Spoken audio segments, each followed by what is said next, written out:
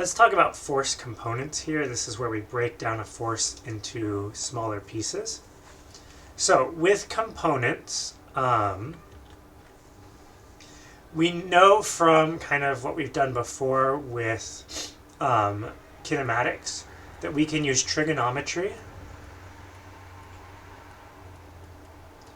to break a force into its components. So I can break a force into a horizontal piece and a vertical piece. But something that we need to take note of here is that components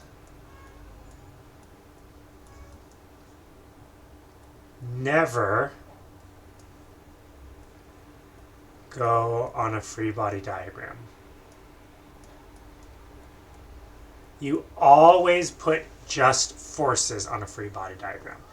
Now, on occasion, you can have your force like so on a free body diagram, and sometimes in rare occasions, it's okay to break that into components, but generally speaking, we should be completely avoiding avoiding forces, components on our free body diagrams. So as an example, say a shopper pushes a cart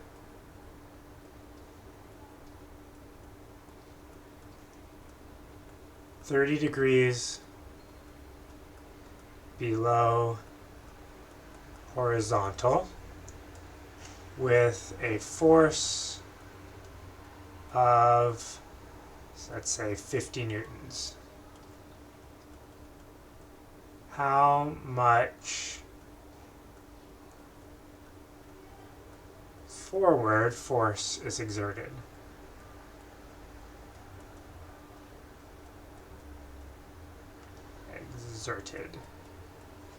So if we look at that, we're going to have this sort of downward forward force, and this is the proper like full force, so it's 30 newtons.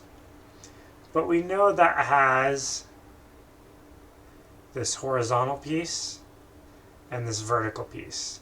So the F horizontal and the F vertical.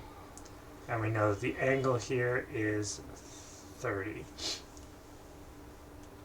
So now if you remember from trigonometry, FH, the horizontal component, is going to be equal to